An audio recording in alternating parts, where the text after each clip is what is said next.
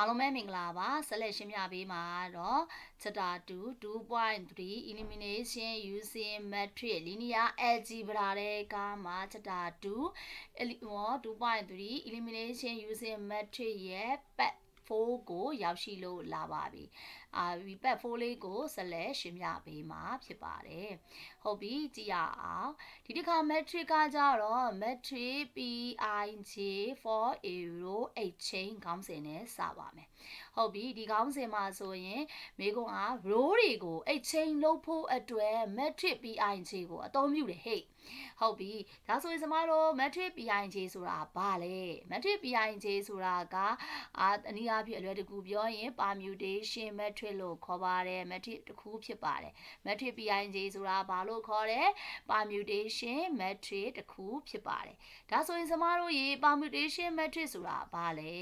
linear equation တွေကိုဖြည့်ရှင်းတဲ့အခါမှာ elimination လုပ်တဲ့အခါမှာတခါတလေကျမတို့ပိုင်ပေါ့ position မှာပေါ့လေထားတဲ့အချိန်မှာတုံညတွေဖြစ်နေတာရှိတယ်တုံညဖြစ်နေတဲ့အချိန်ညရဲ့ကျမတို့ဆက်တွဲလို့ရပါမလားအရှိသင်ခန်းစာတွေမှာဆက်တွဲလို့မရဘူးအဲ့ဒီအခါမှာအောက်က row နဲ့နေရာချင်းလဲပေးရမယ်ပေါ့နော်လဲပေးဖို့လိုအပ်လာတယ်အဲ့ဒီလို row အချင်းချင်းလဲတဲ့နေရာကို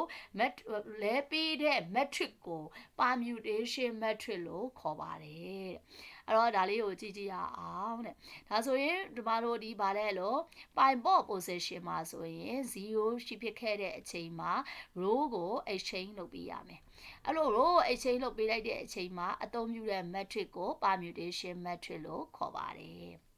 ဟုတ်ပြီအဲ့တော့ permutation matrix မှာမှ P23 ပေါ့နော် P23 8 chain ကကြတော့ row 2နဲ့ row 3ကို chain တာအဲ့တော့ तू ကဘယ်ဟာကို chain တာလဲဆိုရင် identity matrix ကိုပဲ chain ရတယ်အဲ့တော့ဘာကိုပဲ chain ရလဲလို့ identity matrix ကို chain ရတယ်အဲ့တော့ identity matrix ဆိုတာက diagonal 1တွေကြီးရှိတဲ့ဟာကို identity matrix လို့ခေါ်ပါတယ်ဒီ identity matrix လေးကို2နဲ့3 chain ဆိုတော့ဒီနှစ်ခုကို chain လိုက်တော့ဒီနှစ်ခုဒီဟိုဘက်ဒီပဲရွေ့သွားပြီဒါကြောင့်မို့ P23 လို့ခေါ်ပါတယ်အကယ်၍ P1 P ပေါ့နော်1 3ဆိုရင်1 3 chain ပေးရမှာဖြစ်ပါတယ်ဒါတော့မိမိပု္ပ္ပာမှာ P ကဘာလဲ2 3လား1 3လားအဲ့ဒီဟာလေးတွေကိုကြည့်ပြီးတော့တို့တွေကလိုက် chain ရမှာဖြစ်ပါတယ် identity matrix ကို chain ပေးရမှာဖြစ်ပါတယ်အချိန်ပေးရမှာဖြစ်ပါတယ်ဒါဆိုကျမရေဒီမှာကြည့်တဲ့ဒီ P2 P23 ကိုပေါ့နော်ဒီကတခုဒါလေးနဲ့မြောက်လိုက်တယ် row ရယ် column ရယ် row ရယ် column ရယ် row ရယ် column ရယ်မြောက်ရင်ဒီလိုရတယ်ဟေ့ဟုတ်ပြီအဲ့တော့ကြည့်ရမှာကဘယ်ဘက် matrix ကို P2 3နဲ့ဒီမှာဆိုရင်ဘယ်ဘက်မှာရှိတဲ့ matrix လို့ခေါ်တယ်ဘယ်ဘက်မှာရှိတဲ့ matrix ကြီးကို P2 3နဲ့မြောက်လိုက်တဲ့အချိန်မှာမူလ matrix ရဲ့ဒုတိယ row နဲ့row 3ဟာတစ်ခုနဲ့တစ်ခုနေရာချင်းလဲသွားတာကိုတွေ့ရတယ်တစ်ခုနဲ့တစ်ခုဘာလို့လဲလို့နေရာချင်းလဲသွားတာကိုတွေ့ရပါတယ်ရိုးရိုးပဲမြောက်တာပါ row ရဲ့ column ရဲ့ row ရဲ့ column ရဲ့မြောက် row ရဲ့ column ရဲ့မြောက်လိုက်ဒီအဖြေရပါတယ်အင်္ဂလိပ်လိုပြောရင်မြန်မာလိုရှင်းပြရင်တော့ဒီမူလ matrix ရဲ့ဒုတိယ row နဲ့တတိယ row ဟာတစ်ခုနဲ့တစ်ခုနေရာချင်းလဲသွားတာကိုတွေ့ရပါတယ်အဲ့လိုမျိုးလေးပြောခြင်းဖြစ်ပါတယ်ဟုတ်ပြီဒါလေးကတော့ဒီစာမျက်နှာကိုပြောပြတာဖြစ်ပါတယ်သူ့အောက်မှာရေးထားတာတော့ပေါ့နော်ဒီ row နဲ့row 3လေးကအပေါ်ကိုရောက်သွားတော့065ပေါ့အဲ့ဒီ065လေးဒီဒုတိယ row နေရာကိုရောက်သွားတဲ့အကြောင်းမို့ပိုင်ဘောကိုထားမယ်ဆိုရင်စစ်တီပိုင်ဘောဖြစ်ပါတယ်လို့သူကရေးထားခြင်းဖြစ်ပါတယ်ဟုတ်ပါပြီနောက်တစ်ခုဆက်သွားရအောင်နောက်တစ်ခုကကြတော့သူ့ရဲ့နောက်ထပ်စာမျက်နှာ63မှာရှိပါတယ်ဟုတ်ပြီအဲ့တော့ပထမဦးဆုံး matrix f ဆိုတာလေးကိုသွားမယ်ဒီ matrix တွေရာပေါ့သူငြိမ်နေရမဟုတ်ဘူးပေါ့ဟာလှုပ်ရှားဆောင်ရွက်တဲ့ app လုံးလို့ရနိုင်တယ်ပေါ့နော်လုံးလို့လည်းရကြတယ်ပေါ့နော် matrix တွေကငြိမ်နေရမဟုတ်ဘူးလှုပ်ရှားပြီးတော့ဆောင်ရွက်လို့ရတဲ့ app ကိုအသုံးပြုလို့ရတယ်လုံးလို့ရကြတယ်ပေါ့နော်အဲ့တော့ကျမတို့ရှေ့မှာပြောထားတဲ့ permutation matrix ဆိုတာကဘာတွေကိုပြောတာလဲဆိုရင် row တွေရဲ့အစီအစဉ်တွေကိုပြောင်းလဲပေးတဲ့ matrix ဖြစ်တယ်အဲ့တော့နမူနာပေါ့ row 1 2 3ကနေပြီးတော့ row 3 1 2အဲ့လိုမျိုးလေးတွေကိုရွေ့လို့ရတယ်ပေါ့နော်ဥပမာကျမတို့ပြောမယ်ဆိုရင် P3 P2 3ပေါ့ P2 3ဆိုရင်ကျမတို့က row 2နဲ့ row 3တို့ကိုချိန်ပေးရတယ်ပေါ့ပြောင်းလဲပေးရတယ်ပေါ့ဒါကို permutation matrix လို့ခေါ်ပါတယ် row 8 chain matrix အကြောင်းကိုရှင်းပြမယ်row 8 chain matrix ကို PIJ လို့ခေါ်တယ်ဒီ PIJ ဟာ identity matrix ကြီးဖြစ်တယ်အဲ့ဒီ identity matrix ရဲ့ row I နဲ့ row J ကို revert လုပ်တယ်ဆိုတာနေရာပြောင်းထားတယ်ပြောင်းထားဖြစ်တယ်ဒါကို row 8 chain လုပ်တယ်လို့ခေါ်တယ် row ကိုပေါ့နော် 1 နဲ့ I နဲ့ J နဲ့ chain တယ်ဆိုတော့ row 1နဲ့ row 2နဲ့နေရာ chain တယ် row 3နဲ့ row 3ကို2နဲ့3 chain တယ်တို့1နဲ့3 chain တယ်ဒါမျိုးကို row 8 chain matrix လို့ခေါ်ပါတယ် PIJ အဲ့ဒါကိုတနည်းအားဖြင့် permutation matrix PIJ လို့လည်းခေါ်တယ်ပေါ့နော်ဒီ permutation PIJ ရဲ့အခြားဒီ PIJ နဲ့ပေါ့အခြား matrix တစ်ခုကို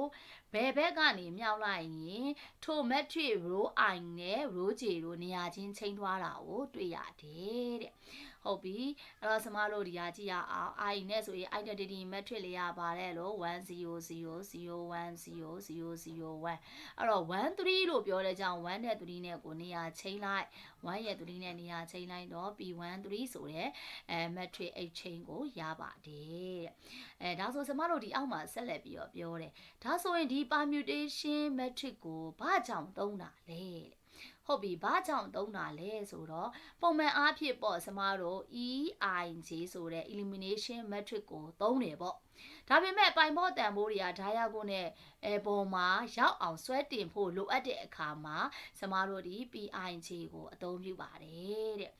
ကျမတို့ပေါ့နော်ကိုယ့်ရဲ့ပိုင်ဖို့ဒီ0ဖြစ်နေရဆိုရင်နေရာချိန်လိုက်တယ်ဘာဖြစ်လို့နေရာချိန်တာလဲဆိုရင်ဒီတို့ရဲ့ပိုင်ဖို့တန်ဖိုးတွေကို diagonal လေးမှာတောက်လျှောက်လေးရောက်ရှင်တာ diagonal လေးမှာပိုင်ဖို့လေးတွေကြီးပဲဖြစ်ရှင်တာအဲ့လိုမျိုးဆွဲတင်မှုလုပ်တဲ့အချိန်မှာ PIJ ကိုအသုံးပြုပါတယ်တဲ့ဒါလေးဖြစ်ပါတယ်ဆက်လက်ပြီးရှင်းပြမှာတော့ augmented matrix အကြောင်းကိုဆက်လက်ရှင်းပြပေးမှာဖြစ်ပါတယ် augmented matrix ဆိုတာကဘာကိုပြောတာလဲဟုတ်ပြီအခုကပေးထားတာက augmented matrix ဆိုတာကဒီညီမျှချင်းစနစ်တစ်ခုကိုဖြည့်ရှင်းတဲ့အခါမှာမူလ matrix ဖြစ်တဲ့ A ရဲ့ဘေးမှာကြီးရဲ့ညီမျှချင်းရဲ့ညာဘက်ချမ်းရဲ့နောက်ညာဘက်ချမ်းကကိန်းတွေဖြစ်တဲ့ beta b ရဲ့column တစ်ခုနဲ့ပေါင်းထည့်လိုက်တဲ့ဟာကိုတို့တွေက augmented matrix လို့ခေါ်တယ် matrix ရေးရင်တော့ matrix AB လို့ရေးပါတယ်အဲ့တော့တနည်းအားဖြင့်လွယ်လွယ်ကူကူပြောမယ်ဆိုရင်တော့ကျမတို့က A8 beta is equal to B beta ဆိုရဲပေါ့နော် linear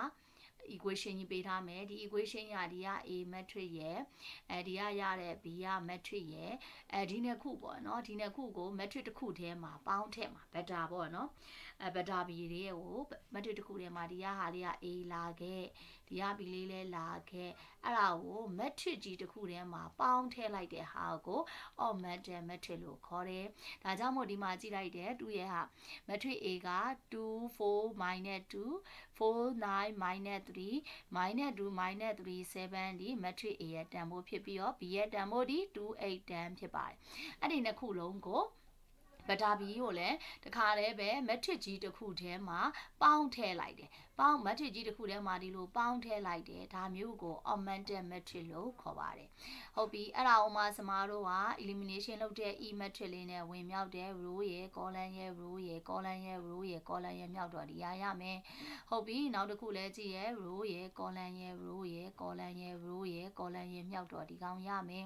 ဟုတ်ပြီနောက်တစ်ခုလည်းစမားတို့က row ရယ် column ရယ် row ရယ် column ရယ်ဒီလိုမျိုးလေးတွေမြောက်လိုက်သူရဲ့ဒီလိုပုံစံလေးတွေရလာရင် matrix EAEB ဆိုပြီးမှရပါတယ်ဟုတ်ပြီအဲ့တော့ကျမတို့ဒီ row နဲ့ column ကိုသွားမယ် row is row of ES on matrix AB to give a row of matrix EAEB အဲ့တော့ row ဆိုတာက matrix E ရဲ့ဒီ matrix E ရဲ့ row တစ်ခုချင်းစီဟာဆိုရင် matrix AB ပေါ်မှာတက်ရောက်တယ်ပေါ့နော် F ဆိုတာဒီမှာတက်ရောက်ပြီးတော့ matrix BA matrix EA EB ဆိုတဲ့ row အတစ်တွေကိုထွက်စေတယ် row အတစ်လေးတွေကိုမလုပ်တာလောက်ထွက်လာစေတယ်ဒီ row လေးက column ကိုပြောမယ် column က ES on is column of matrix AB to give a column of matrix EAEB ဟုတ်ပြီဒီအောင်ပြောမယ် matrix E ကmatrix AB E ရဲ့ column တစ်ခုချင်းစီပေါ်မှာတက်ရောက်ပြီးတော့matrix EA EB ရဲ့ column အသစ်တွေကိုဖြစ်ပေါ်စေတယ်တဲ့ဒါလေးကိုစာအုပ်ထဲမှာပြောထားပါတယ်ဟုတ်ပါပြီအဲ့လိုအဖြစ်ဖြစ်ဒါဆိုရင်ဒီ augmented matrix ကြီးကိုဘယ်နေရာမှာအသုံးပြုတာလဲပေါ့ဒီ augmented matrix ကြီးကိုဘယ်နေရာမှာအသုံးပြုတာလဲဆိုတဲ့ဟာကိုလည်းအဲ့တော့ဒီ augmented matrix ကြီးကိုဘယ်နေရာမှာအသုံးပြုပါလဲနံပါတ်1က elimination လုပ်တဲ့အခါမှာညီမချင်းရဲ့ဘယ်ချမ်းရောညာချမ်းရောကိုတပြိုင်နက်တည်းတွက်ချက်ဖို့ဖြစ်တယ်တိချားစီတွက်နေမဲ့အစားပေါ့နော် matrix AB ဆိုမှ